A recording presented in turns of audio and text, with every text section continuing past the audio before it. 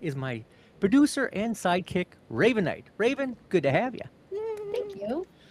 Tonight, we step into a building that has outlived wars, floods, prohibition, and perhaps even death itself. In the river town of Wabasha, Minnesota, perched near the Mississippi, stands the Anderson House Hotel, a structure that first opened its doors in 1856, before Minnesota was fully formed in its modern identity. Before automobiles rolled down the streets, this place already welcomed travelers. Originally called the Herd House, later expanded in the Victorian area, now listed on the National Registry of Historic Places. It has remained in continuous operation for more than 160 years. It's a long time. And that's when it becomes interesting. Because now a place never truly closes. When footsteps echo across the same hardwood floors for over a century. When laughter, sorrow, celebration, and secrets layer themselves into plaster and brick. What lingers then? Guests have reported unexplained footsteps in empty hallways, doors shifting on its own, voices captured in EVP sessions. The unmistakable sensation of being watched. And then there's Sarah, a name whispered often inside these walls, a presence many investigators believe they've encountered. But the Anderson House is not simply a haunted hotel story. It once kept resident cats for guests, a charming tradition long gone. Yet visitors still describe phenomenon purring. The feeling of something brushing against their legs, the subtle pressure of unseen company. Speaking of cats, Yeah. downstairs in the basement speakeasy known as the Lost Dutchman. Prohibition era atmosphere hangs thick in the air. It's a place where investigators frequently included in their sensations. It's not just an ambulance place, but for activity, like the activity Raven and I experienced. Remember that, Raven? That was great down there. Sure do. Tonight, we explore the crossroads between documented history and reported haunting. We'll talk about preservation, about folklore, about the psychology of the place, and about what happens when ownership embraces the paranormal instead of denying it. Ownership partner Becky Shaw has helped renovate the historic landmark and also leaning into the supernatural reputation. Hosting tours, investigations, and paranormal weekends that draw both skeptics and believers. So the question becomes, are these stories a natural byproduct of a 160-year-old building, or has something chosen to remain? I'm glad you're here. Thank you for joining us. Dim the lights, listen closely, because tonight we check into the Anderson House and we may not be alone. Welcome to Darkwoods Paranormal, Becky. Good to have you here. How have you been? I'm good. Thank you guys for having me. I'm so Absolutely. excited. We're excited you're here, Becky. I kind of want to. I want to actually start. Yeah, it's about time. No, I want to start with the fact that actually, we I don't even know how we stumbled upon the hotel. I just know that Gabriel said at one point, call this place and see if we can talk to one of the owners, see if we can maybe investigate the hotel. And I called, and I ended up talking to you. First of all, you're one of the most lovely people I've ever met. Like, you're It's true. amazing. Thank It's you. It true. is so true. And you were like, yeah, whatever you guys want to do, like, come on in and like check it out. And you were so welcoming. And I have now been at the Anderson house like 3 times.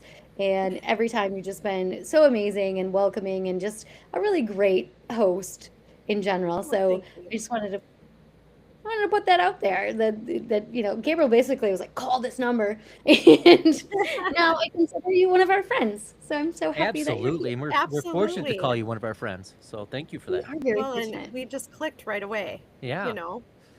And No, we did. I will say this.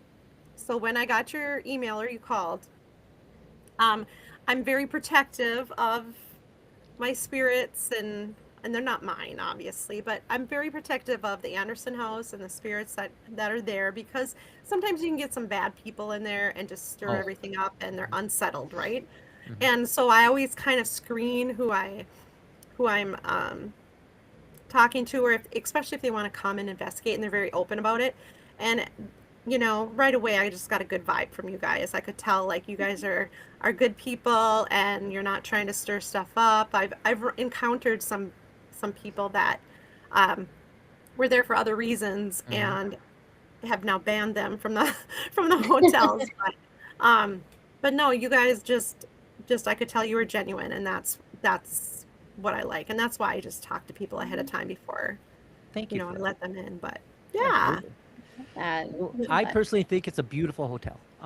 You can feel the energy when you walk in the building, and we've been to haunted places, and you just felt unwelcome. You could just feel that whatever there doesn't want you here. But I honestly felt the Anderson house was very welcoming. So whatever spirits are there, they seem very comfortable with having people around, and they have a way, at least in my experience at the Anderson house, it made me feel very comfortable.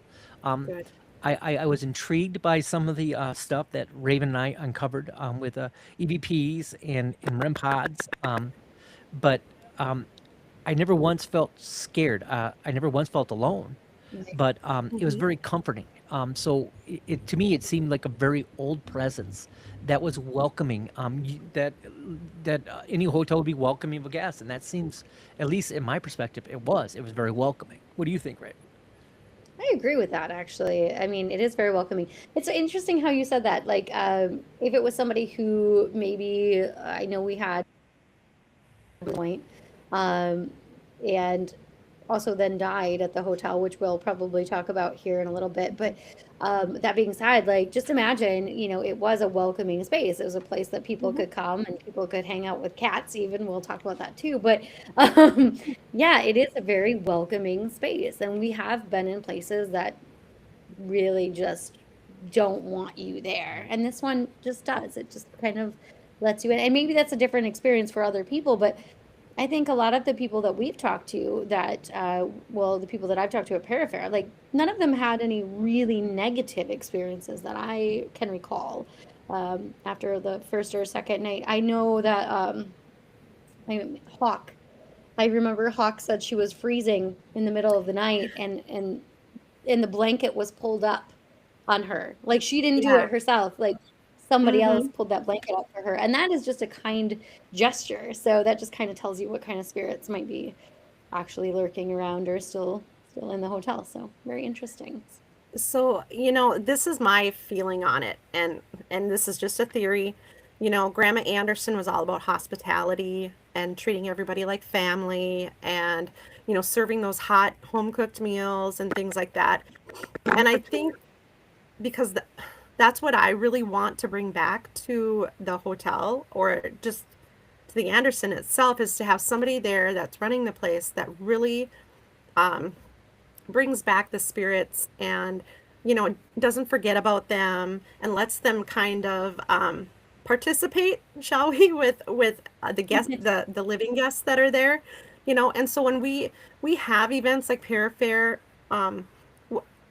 we'll go around and we'll say, hey, we got this going on. Please interact with people. They're here. They just want to talk to you. They're friendly.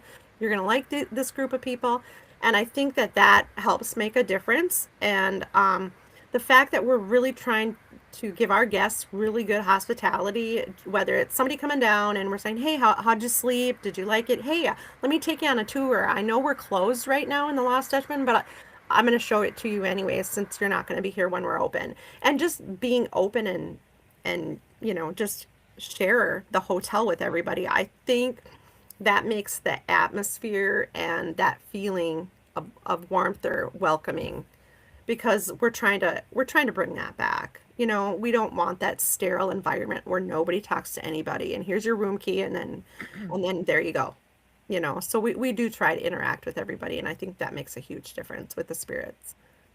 So I agree with you. I really do. And it really does have that old world charm and feeling to it and welcomeness. What's it like owning a bit of history that has to be preserved, right? Right. So I love it. I love being a part of history, and I want to keep it going. In high school, I hated history. I thought, what am I ever going to do with this, right? Right. Now It's in the that's past, what I it doesn't do. matter. you know? Yeah, exactly.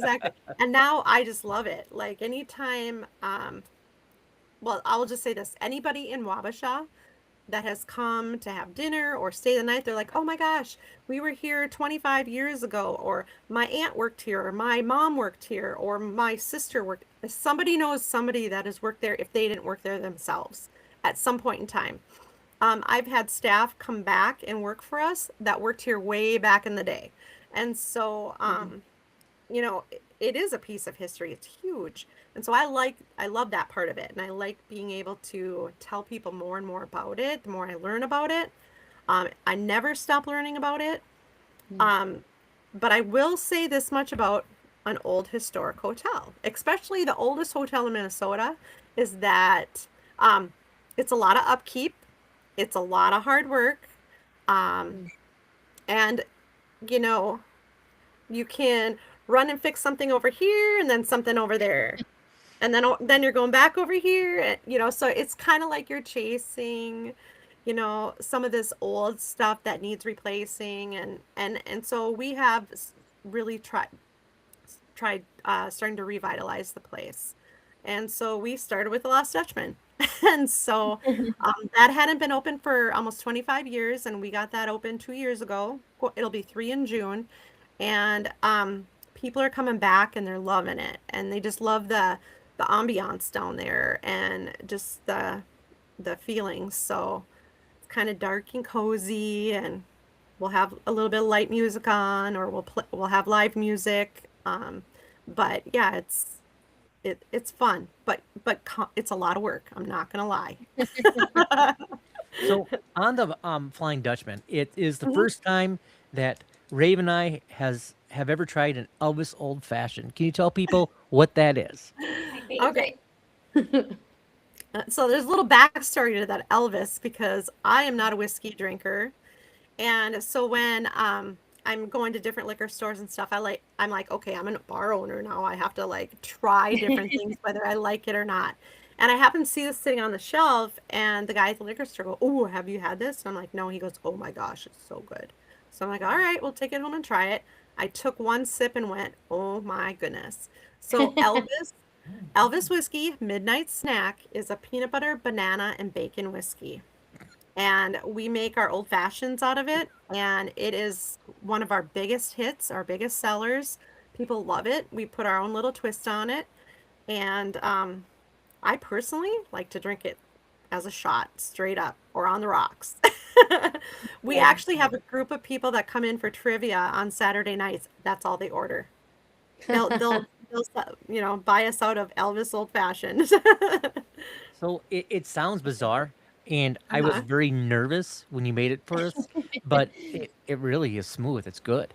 I was Yeah. It's actually really surprised how good it was. It was kind of addicting actually, where you just don't have one, you want two, Yeah. you know? Yeah. So 3, thank you 4. for that experience, by the way. It was great. yeah. Absolutely. I had Absolutely. to go and try to find the whiskey after that Hmm. because Oh, we have okay. some friends.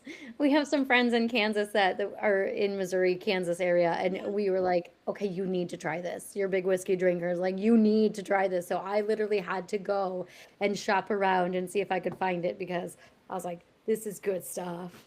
And then And I did just you have any bragged about luck? it forever. Oh, yeah, I did. I did. I Oh, found good. some. I Good. know. Good. Now I know where to get it, but it was so Well, good. that's So awesome. I'm thanks glad. for that too. I do want Absolutely. to circle back to, Gabriel asked about what it was like to own or be part owner of a haunted hotel. But how did that even fall into your hands? I know that you had some history in the paranormal before you Mhm. actually got into owning this hotel. So I guess let's go way back and see what your history was before, and then how did you actually end up getting into the Anderson house as well? Okay, I'll try and make this a quick story because there's a lot of moving parts with this. I love it. So, my boyfriend and I, we were on a paranormal team. We ended up starting our own because our partners of the paranormal were in the cities and we were based out of Duluth. So we just decided to kind of separate. Um, and so we became Northern Shadows Paranormal Research Team. And so we kind of formulated our own team, and he and I both worked at the courthouse in Duluth. And right across the street from the courthouse was the old jail. The old jail was empty, um, and it had been sitting there for years and years and years. We knew that somebody owned it, and so we found out who that was. We emailed them and said, "Hey, how do you feel about us coming in and investigating? Whatever." He didn't acknowledge the email. He just let it go. Well, funny story is that there was a tunnel underneath the street between the jail and the courthouse, and that's how they transferred the inmates over for court. So they weren't out in public on the street. They brought them under the street, and so they were actually filling that in because it was getting old. It was starting to deteriorate. It was starting to leak and things like that. So they actually had to go in and fill it in. And he had come up from that because he lived in the cities. And so he happened to be at the courthouse one day, and Paige and I bombarded him with questions like, are you the Grant Carlson that owns the old jail across the street? And he's like, why? Like it was one of those, oh, am I in trouble for something or what? And he actually got a big kick out of it. And he said, yeah, okay, send me your info and whatnot. And, we'll make it happen. And so we did. And because he knew that we worked for the sheriff's office and at the courthouse, he needed someone to kind of look over it so squatters weren't going in there. Mhm. And so he's like, hey, I tell you what, you guys can go investigate all you want. You go in there every couple of weeks to make sure everything's the same. All right. So we could go in there anytime we wanted and investigate, which is pretty awesome.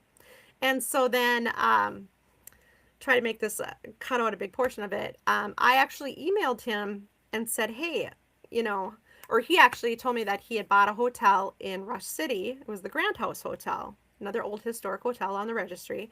And he had said, hey, you guys should come check it out. And I ended up emailing him saying, how would you feel about me running your hotel?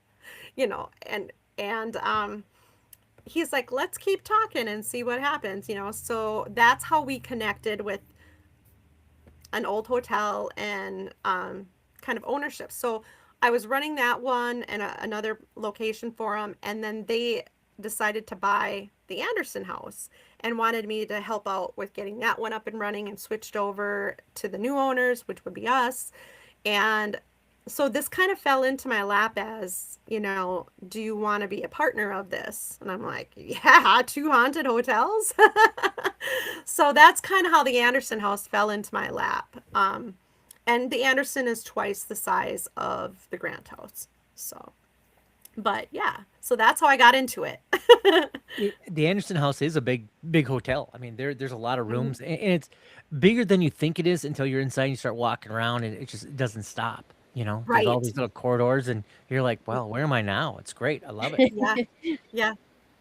So tell us some of the paranormal aspects of the Anderson house. I mean, did you guys remodel? Does it look like it did when you guys first purchased it? When was the last time it was modeled? I mean, give us some more Okay. information on that. Okay. So, the last time it was remodeled was back in the 70s. Wow. So I guess John Hall, he was the last Anderson to own the Anderson House Hotel Hmm. before he started his business. And I just found out he passed away on Monday. He was 83 years old. Yeah. Really hoping that we can do a celebration of life for him, because I really honor and respect the Anderson family. And I've been in contact with his daughter, who's great. I just have the short period of time that I've known that family. I feel like I knew them forever, and just talking business or how can I do something different or whatnot. But with that being said, he was the last one to do a renovation. So that was um, it was completed in 1978, I believe, was the last Wow. renovation. So what happened is the Herd House was built with five rooms, the main floor being a restaurant. So Herd built this knowing with the how busy the railroad was, and with all the businessmen traveling and things like that, that he decided he was going to build this hotel. And he started with 5 rooms and a restaurant. He wanted them to have a place to sleep and a place to eat. Well, things just kept exploding, and so him and his son-in-law put an addition on. And when they put that addition on, they put a third floor on it as well, and it went from 5 rooms to 50 rooms. And Wow. so in this hotel with 50 rooms, there was 2 bathrooms, one on the third floor and one on the second floor, and they were shared. So, you can see how that would have been kind of a problem, with trying to get some time. And so when he did the renovation, he actually brought it down to 22 rooms, and each room now has its own bathroom. Um, I will say this much about the Anderson: it's got charm, it's Mm. quirky. Um, Everything is unique in there. The furniture, good chunk of the furniture, I'll say like probably 90% of the bedroom furniture is original. So we're talking tall headboards and footboards, matching dressers with the marble and stuff on it. Surprisingly, it has held up that long, you know. Wow. So that's another unique piece of the hotel. Um, Yeah, so those are some of the renovations that John did. So now we are trying to, we did some different stuff in the Dutchman. He had it named after the Lost Dutchman mines in Arizona. So it was really a cave-like feel down there. And so when we decided to open this back up about a year into it, I'm like, we really need to step it up. Like, this is cool, but we could do so much more with this. So that's where we went in and we painted all the walls black and the ceiling. We put some mood lighting in there, got some red and some orange, and it's just really warm and inviting down there, I think. Um, but a lot of it's, the pillars down there are original. I don't even know how big they are, but 12 by 12 railroad ties. They're just huge. But it's a really cool space. You got to go down a spiral staircase, or you got to come down the back entrance to get in. So it's not exactly handicap accessible, but it is a very cool space if you can get down there. Um, and then we just did some new renovation in one of our, would have been Ida's ice cream parlor. We put new hardwood floors in there. We started tearing some of the carpet out so that we can get down to the natural hardwoods that originated in our little tasting room area. Um, so we've definitely done some of that stuff, and we've kind of updated some of our linens and our curtains and things, just trying to kind of freshen it up in there. So So yeah. if you don't mind, I would like to talk about the charm. And I Yeah. think that was actually the cool part of it is it is a Hmm. hotel. It's Hmm. old, and I think things. Not everything in an old hotel lines up like it should, and I think that was the coolness of it. I mean, Yeah. there's charm there. And it to me that was the fascinating part. I remember walking around with you, looking at the wood floors, looking at all these things, talking about all this stuff, and you're like, "What's wrong with you, Gabriel?" And I'm like, "This is cool," because uh, history isn't perfect. You No, know, and um, I'm glad you brought that up because I do want to say that um, the floors are like a kind of like a roller coaster. right. On the second floor, you know, and you're right, nothing lines up. The wall, the all the molding around the doors, it's kind of like, and you got a big gap like this underneath your door, and then it goes down to this, and so yeah, that place has shifted so many times in so many years that you know it it does have its quirks, and that's what I like about it too, because we're not, you know, we're not like a box Yeah. hotel, or a corporate hotel. There, everything is different in there. So no matter where you look, you're not going to see the same thing in two places. And it Yeah. works, and it works for the favor of the Anderson house because it is unique. It Hmm. is special. You do notice different things all the time, and I think that was definitely the charm that attracted me to that spot. Is it does have its own flavor, and it works with it. I mean, 18. I mean, Yeah. it's old, and it's still there, and Yeah. it still is welcoming, and it's usable, and I think that works with it. I really do. Yeah. Well, I can say this too, that I've actually had guests that were upset because the floors were not even, and it's a tripping hazard. or little, it doesn't have an elevator. What? You don't have an elevator? No, we don't. Like it's amazing how people will say, well, it wasn't like this 25 years ago. That was 25 years ago. Maybe 30 or 40, however long it's been since you've been here, but things change or they don't, Right. And I think a lot of people don't realize how much money goes into renovating Oh, a historic place. yeah. The rules about updating things and making changes, a lot of them, especially Well, it's on the exterior. registry. You can only Yeah, do so much. you Yeah. can Yeah. only do so much. Yep, Right. exactly. So, um, with that being said, it takes a lot of time. So if you're going to make changes, it's not going to be done in a couple of months. It's going to take a lot. It's going to It's take a lot not of money. Motel 6. It just No. isn't, right? No, where everything is cheap, everything's exactly the same as Yep. every other place, and that's what I love about it, because Yeah. it is its own unique spot, and Yep. I think more people will appreciate the uniqueness of the Anderson House than people that don't. I mean, Yeah. it's if you have appreciation of history, and Yeah. I think the Anderson House definitely shows that. I love it.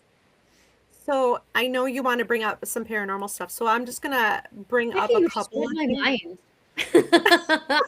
Gabriel does that all the I time, do. but you did. I So was like, this kind of leads me into this kind of leads sorry this kind of leads me into the charm of that place, and it's old, and you always gotta you can never say everything is paranormal. We know Right. this, Absolutely. but there are some things that happen that are just like, what, um so one of them, we can talk about Sarah now, I guess, or we can talk Sure. about it later, Absolutely. but Yep. going back to Hawk, when she stayed in that room and she felt the blankets mm-hmm, come up, she was actually in Sarah's room when Oh, that mm-hmm. okay. happened. And so there's a couple stories about Sarah, and the one that I just really want to correct is the the make believe one. Mm-hmm. um, so everybody wants something to be spooky, or somebody died there, or to this person is haunting it because they lost their loved one and they're distraught and whatever. And so there's a myth out there that Sarah um, had committed suicide there by, one was throwing herself out the window, the other was throwing herself down the stairs. All because, oh shoot, sorry. No, you're good. No, yeah, stop there. My daughter was trying to call, sorry. um, and so she actually was waiting for her husband to come back from his trip he was working on the boats. Um, there was a boat that had had an accident on the river, it caught fire. Nobody survived, and they had believed that he was on that boat. And so she was waiting and waiting. And of course, back then there was no cell phones to call, nobody to text, or Mm-hmm. phones for that matter. And so she waited and waited and waited. And the story is that she was so depressed and distraught that she had killed herself. Um, and I'm really glad that I got to talk to John Hall, a few years back, because he told me that there's myths out there about Sarah, and that he wanted to kind of clear the air and tell me that she did live there.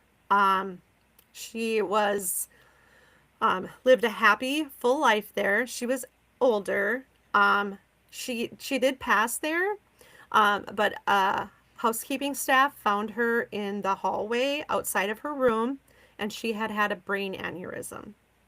And so I just want to clear the air on that. She is a very kind and sweet soul.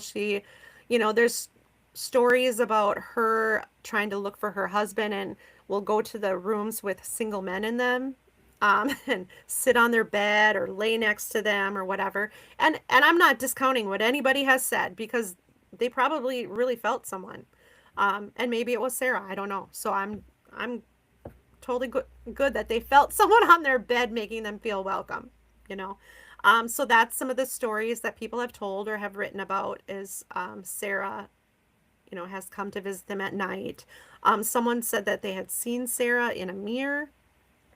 I don't think we have that mirror anymore, um, or at least since we purchased the hotel.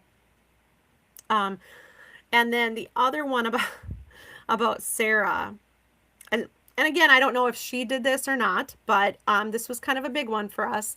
My housekeeping staff, after a busy weekend, was cleaning up on the third floor, and they were up by Sarah's room. And my hotel manager and restaurant manager, Connie, she was she was up there right next to Sarah's room, and they were kind of laughing and joking around and saying, "Oh, one day this is going to fall on our heads, like the ceiling is going to be falling on us when we are making a bed," or something like that, because they noticed a new crack or something like that.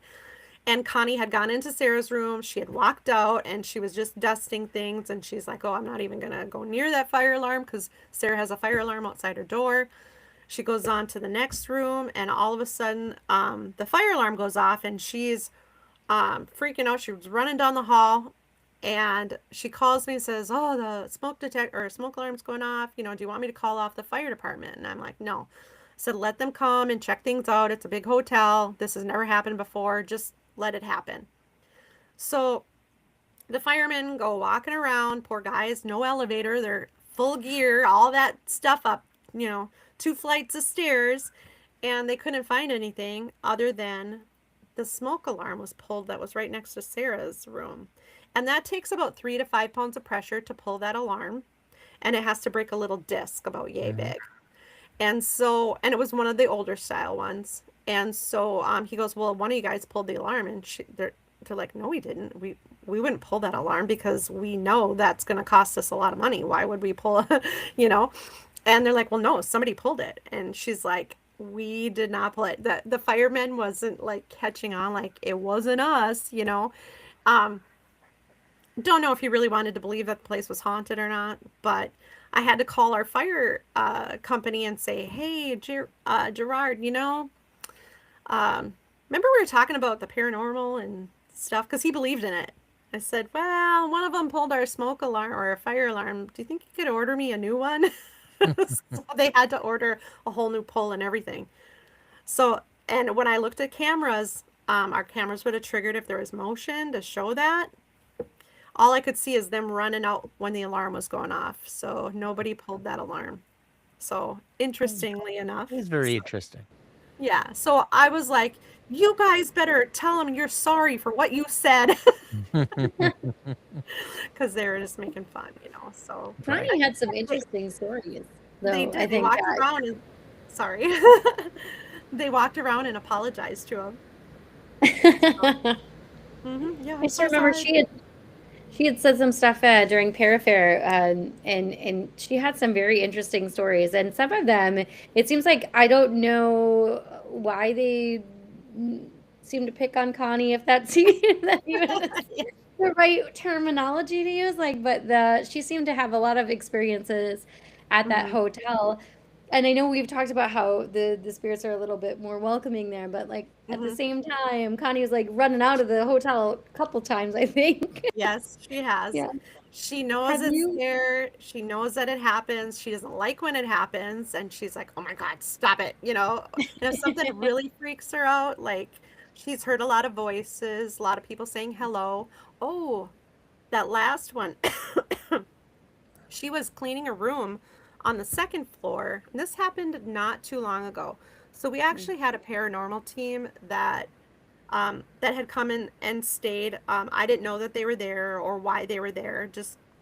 I just found this out after the fact. And that's fine, I mean, that's what I would do. I would just rent a room and not tell anybody what I'm doing there, right? Pop out the equipment and walk around.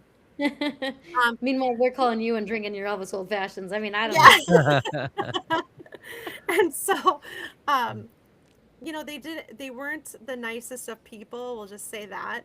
And so, she had sent me an email and basically said, "And that place is not haunted." Well, they choose who they want to interact with, I mean, if they didn't want to interact with you, there's probably a reason why. And so anyway, Connie's in this room cleaning it, and she's like, "Hello." She hears this hello, and she's like, "Yeah, I'm in too." And she thought, "Oh, somebody's gonna come and talk to her."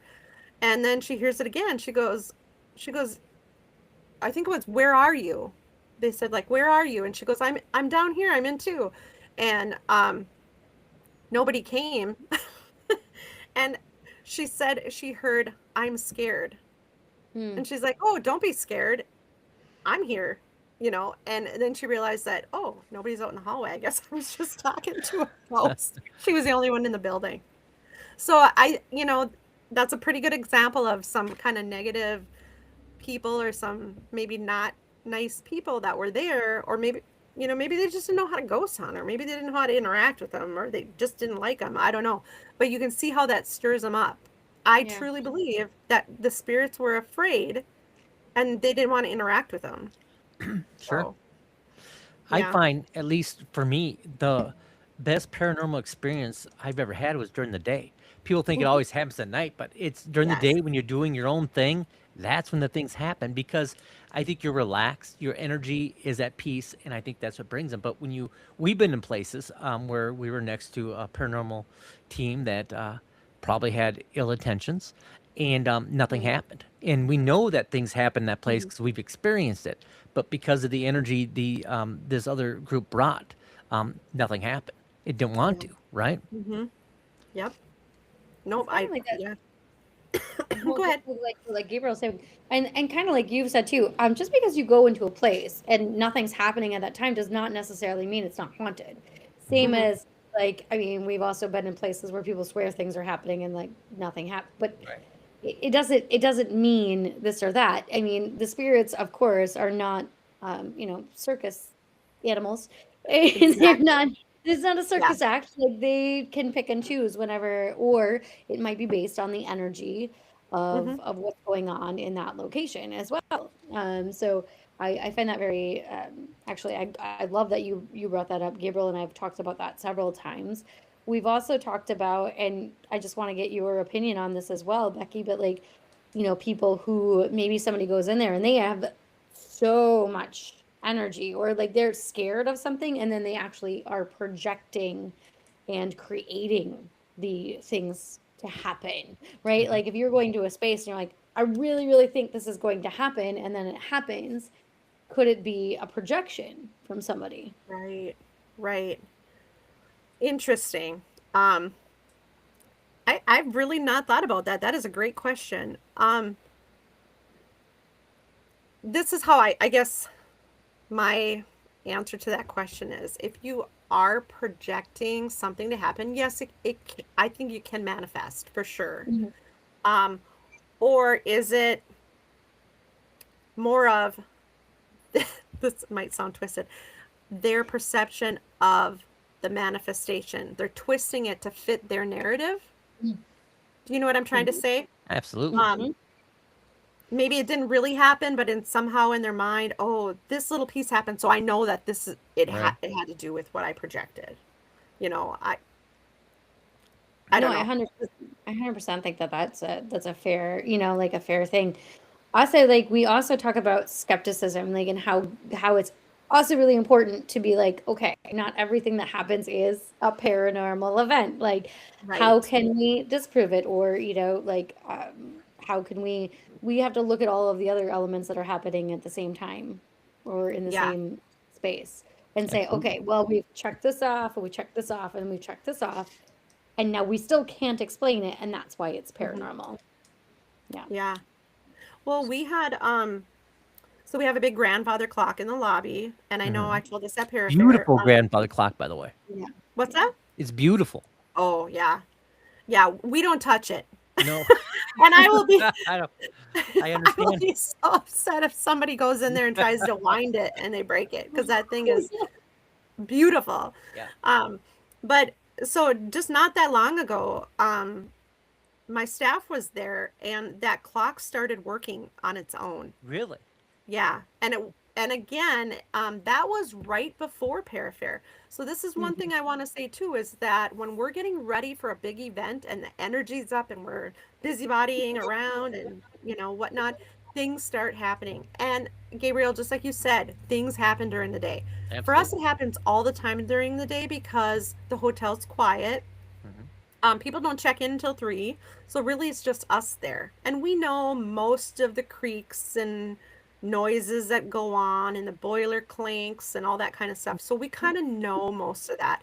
So when trying to figure out, was this paranormal or was it just a creak or it shifted, or you know, that's very true. And so with that, um I just totally lost my train of thought. Oh my gosh, I hate when I do this. That's okay. It's my ADHD squirrel. Right. No, it's all good. What is your favorite paranormal story from the Anderson house that you Oh, personally experienced? Ooh. ooh. Oh my gosh, there's so many of them.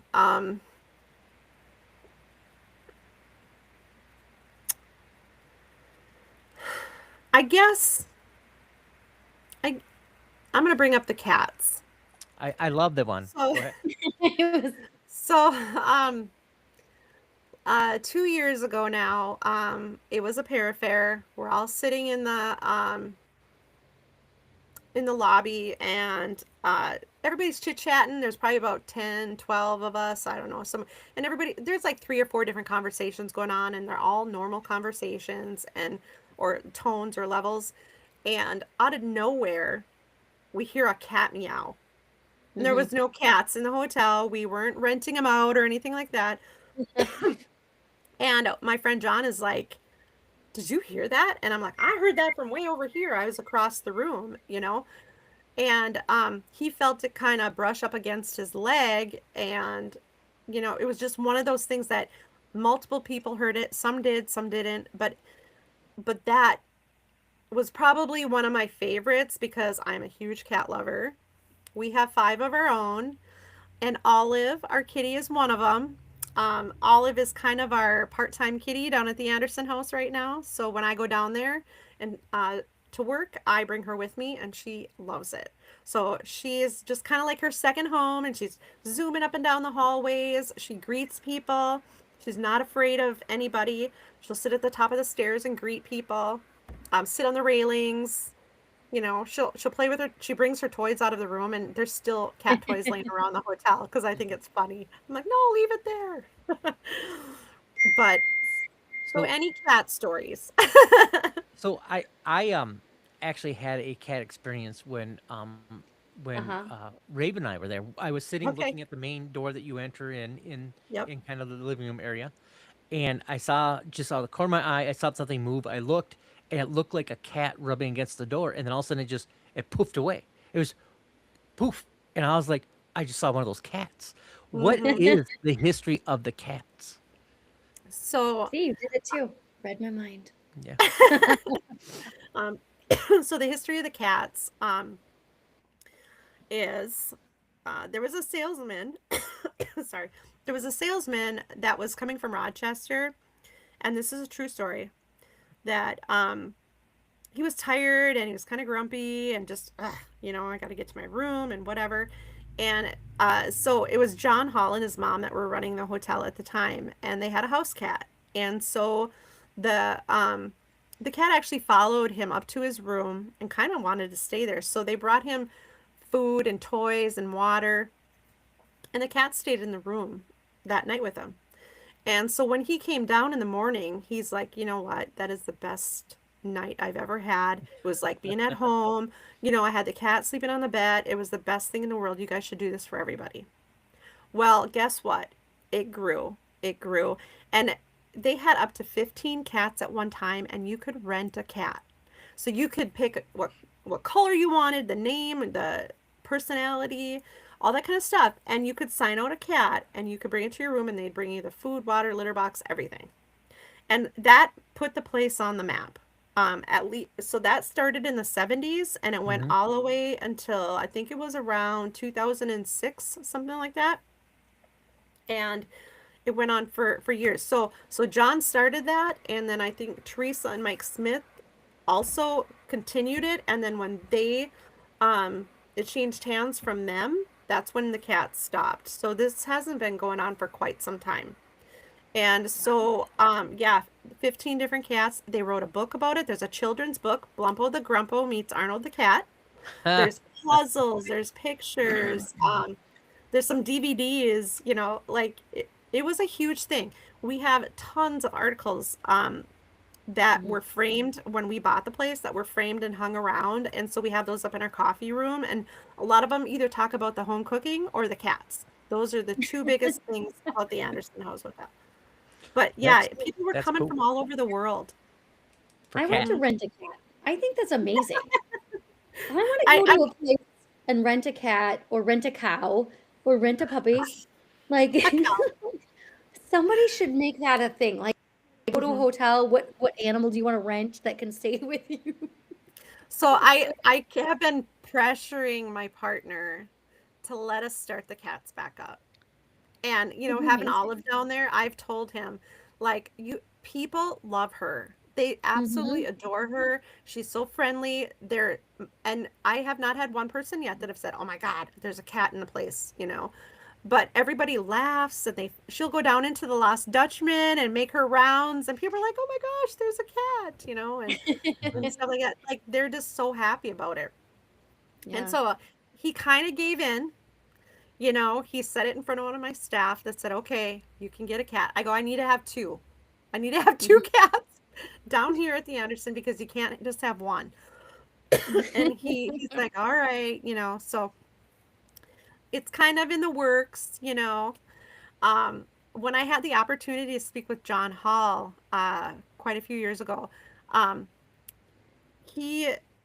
we were talking about business and things like that and where I wanted to bring it. And I'm like, I just really want to get it back to the good old days, when you owned it and stuff like that.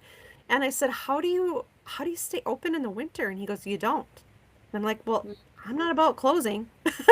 I don't want to be shut down in the winter. You still got bills to pay, And he said, if you want to remain open, bring back the cats.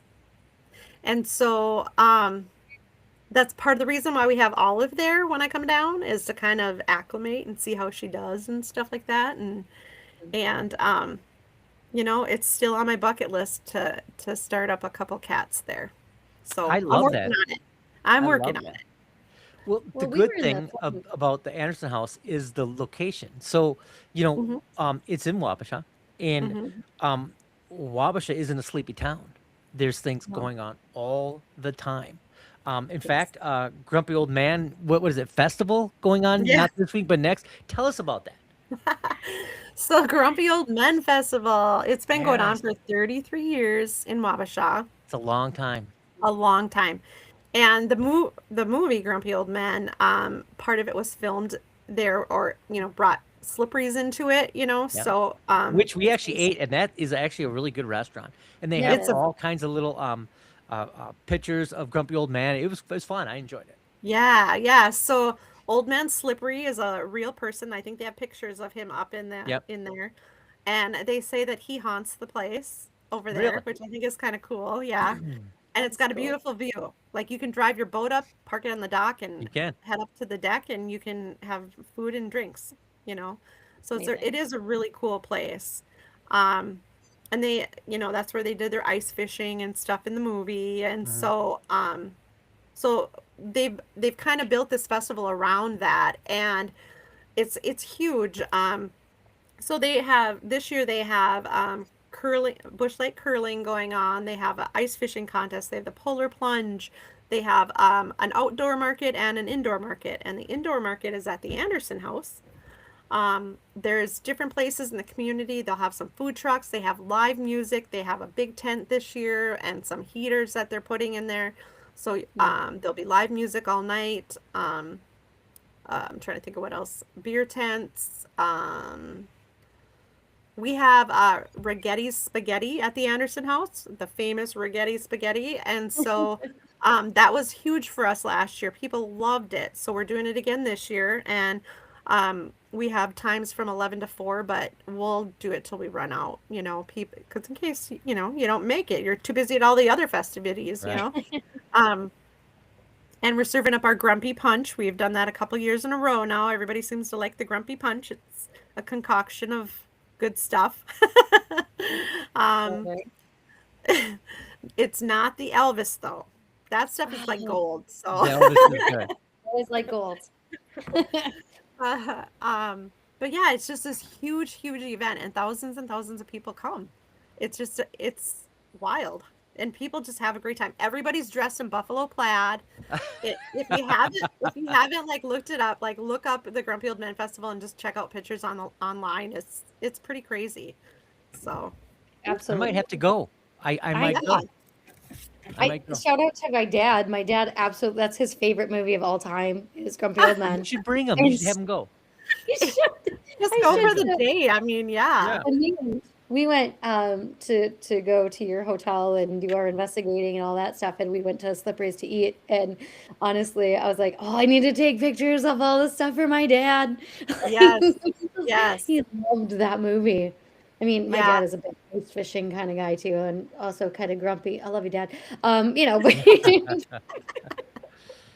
no, that is so fun, and that's not just. I mean, you just recently had the para fair there, which Yep. we met some. Well, I went actually. Gabriel was off doing something else that weekend, which was a bummer. But I got I believe I was in Kansas City where they had green Okay. grass and absolutely no snow and 50 degrees weather. It was great. you just Yeah. happened to send me a picture of 55 degrees or whatever it did. was. I did. Just I so sent her. I sent her my the cluster, the car cluster with the temperature gauge. It was 55 degrees and with a big smiley face. Which is And what were we? really We were like below zero or Yeah, something. something like that, like negative 20. snowed that morning, and Whatever it was. I had to drive in snow, which I hate, and I was on my way to the para fair, and he sends me a picture of it's 55 degrees over there, and I was like, oh. No snow, green grass. I'm like, I don't know why we're even in that area anymore. I mean, because the Anderson house is there. That's why we stayed here. That's Yeah, that's right. That's right. No, we met some. I keep saying we. I met some great people over there. We had Russ on the show, Oh, yeah, Johnny yeah. Vortex. Yes, oh, Russ is Yes, great. yes. And Johnny Vortex is actually going to be on the show. And I've already met him before, but it was nice to see him Yeah. again and just Yes. to just connect us with some wonderful paranormal people. So I know that you do that once a year, and it's already over, but it's such a great way to connect with other people in the paranormal community, which Gabriel and I also believe that, the people in the paranormal community, most of them are pretty accepting and wonderful. And, we're all in the same boat. We don't know exactly what's going on out there. We don't Yep. know. We all have different beliefs, but we can come together and say, hey, Gabriel up until not too long ago didn't believe in Bigfoot, but now, now we're against him. But we're pretty accepting of other people's beliefs and kind of just open to what other people experience. So I don't know. I wanted to point that out. I will say this, since we started doing Parafair, we have met some amazing people, and they come back every year. And the teams and stuff that come, we're all friends now. Like, if I think of something, I'll be like, I'll call, Bluff Country, the Bluff Country girls, or it's King Sisters, or, like, I feel so comfortable around all these people that we've met. There's such a good group of people, and I am just pleased that everybody that has come around, no drama, and that's what Parafair is. It's a relaxed, get to know some people, have some fun, show off your stuff to the public, but it's more about just us networking and talking and making friends. And so Paige and I couldn't be happier about how Parafair has turned out. And every year it just seems to get bigger and bigger, and more people want to come and be part of it. And so that's awesome. That Really sounds is. great. So thanks for being part of it. I enjoyed myself, and I got that table to drink Elvis Old Fashions, so I feel That's right. You're going to be my spokesperson from now on. I so am. Listen, I brag those things up so much, you have no idea. That's awesome. Well, Becky, how do people book a room at the National? I truly do believe it's an experience people have to have, Okay. just for the ambiance, for the welcoming atmosphere, the food, and Oh, food's good. the Flying Dutchman downstairs, that bar. What you created down there was very unique, and it's very comfortable too. You don't feel like you're in a cave. You don't feel like you're in a basement. You just feel like you've kind of been transformed into a different spot, and I love that about Yeah, that. You know. that's So, the how do one. people book a room? How do they get the chance to experience the Anderson House? So the best way to book a room is to give us a call or go online to our website. Um, if you have any questions, I would just say just call the hotel direct. We are on Airbnb and Verbo, and you can book on those places too, but you're gonna get charged fees. So that's why I always say just call direct or book online because we don't charge those fees. But we have to be out on all those platforms, so Yeah. but yeah, and I think with the food, Al is our chef, and he used to work there back in the day, and so he knows a lot. He's got 40 plus years experience under his belt, and he's worked in so many different places. He surprises me every day. Like, he's not just a short order cook. He does some of the most fabulous stuff. Puts his own twist on things. Everything has to be homemade, and I love it because that's what we want everybody to have. We don't want them to buy frozen stuff and then just heat it up. That's not what we're about. And so yeah, you got to come and try our homemade pizzas. They're fabulous. Um, the brunch, we do a Sunday brunch, all you can eat buffet.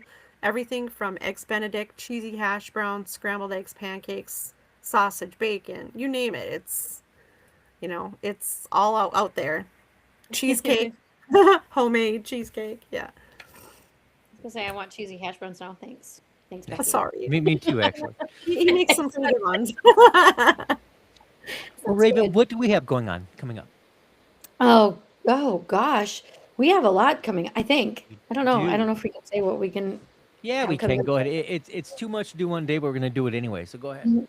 That's how we go big or we go home, and we don't like to Right. go home. So Yeah. we just go big. I don't know. Right. So actually we are going to be at the Crescent Hotel very soon, Oh, in just a few weeks. In So Eureka we've been Springs, out, Arkansas. one of my favorite places in the whole nice. world. Yeah. We've been to Eureka Springs twice. This will be our third time. We have Hmm. never been to the Crescent. So I'm super excited to finally actually experience the Crescent. And there's a lot of interesting stories out of the Crescent. Very dark history out of the Crescent. So yeah, very excited to be there. Meeting up with some people that we've met at the Zombie Crawl, which we've done now twice. But we'll Oh, meet up with cool. some old friends, so that'll be really good. And then we also will be hanging with our friends, chumming from the spirits, The chumming boys, the absolutely. boys. We'll be Yeah. hanging out with the boys at the Sleeper Mortuary. Mm. That is in Iola, Kansas. I hope. I think I said that right. Either way, that's a fun name. Yeah. But we'll be doing that as well. So another investigation. We have investigations coming up. We have, of course, our Sunday show. We will have a medium on Sunday, and then next Thursday, my good old friend Chad Lewis will be on. So I'm super excited about that. Hmm. Yeah. Very So cool. we have a couple things coming up, but. So Chad Lewis wrote a story about the Anderson house. Oh, It's we'll in have one Love of to his ask them. books. It's Yeah. yeah. We should ask him. I love him. I like used to shout out to my mom. I guess we're just shouting out to my parents today. But my That's all right. mom and I, when I was back in probably my early 20s, we used to go and listen to him do his presentations. And so now it's come full circle, and now I can actually have him on a show of mine. So I'm pretty excited. Nice. Yeah. Very Yeah, cool. so I've known him a long Well, time, but I want to thank you, Becky, once again for joining us. I'm going to do a short outro, and if you would hang on, we'd like to talk to you a little bit afterwards. Oh, sure. Yeah, I can do that. Fantastic. Well, tonight we walk the halls of the Anderson House, a building that has stood since 1856, long before microphones, long before EVP recorders, long before anyone thought to ask the dead questions. We We talked about footsteps that don't belong to anyone living, doors that move without innovation, and name whispered through decades in, of course, Sarah. We talked about the wonderful cats, which I personally had the experience. We stepped into the shadows of Lost Dutchman, where Prohibition once thrived and had the wonderful old-fashioned Elvises. They really were good. Whether you believe in spirits or you believe in the psychology or you stand somewhere else in between, places like the Anderson House remind us of something important. History leaves an imprint. And sometimes that imprint feels like it's looking back. If you ever stayed there, if you ever have investigated there, if you ever felt something you couldn't quite explain, please leave a comment on the Anderson House so other people can understand the experiences you've had. I, of course, am Gabriel Von Graves, joined, of course, with Raven Knight and Becky Shaw. Thank you very much for joining us. Keep questioning, keep exploring, and have a wonderful evening. Thank you so much. Thank you. Thank you. And outro dance time. Maybe I should put music at the end of this so it's not so awkward. Should. And we are Amazing. still live. Yeah, we are. It's great. That's the best part of the outro dance. It is the best We're part. We do leaders. do an outro dance, don't we? We do, and there's no music to it. We're just No. outro dancing. I don't know. It says live still on my top does. part. No, we're Yeah. still going. I love it. You didn't hit the button, nothing. I like it.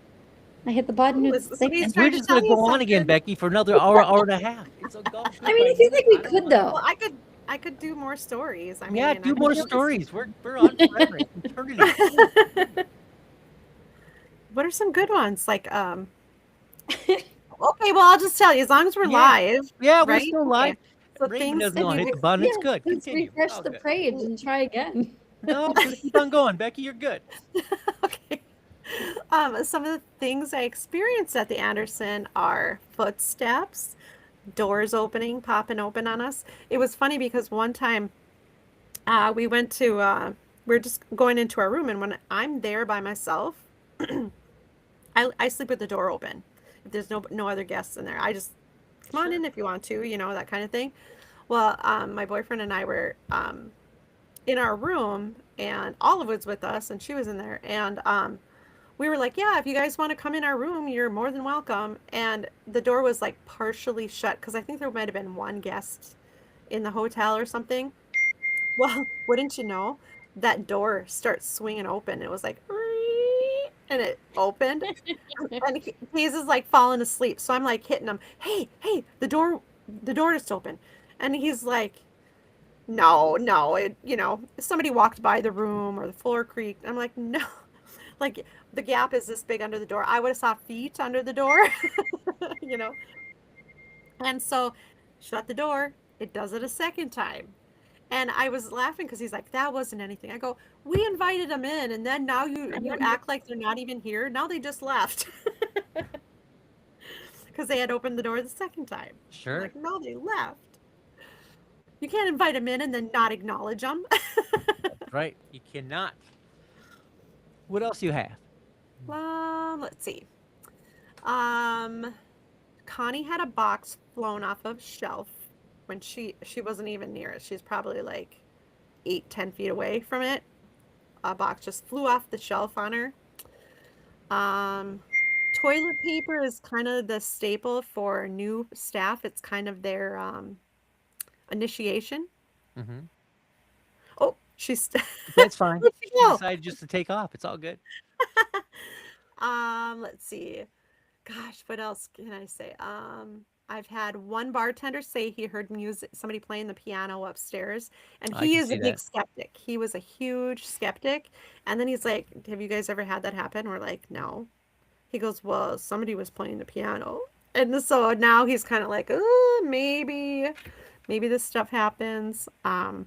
You can hear footsteps up in the dining room when you're in the Lost Dutchman and there's nobody in the building. You can hear them walking around in the dining room.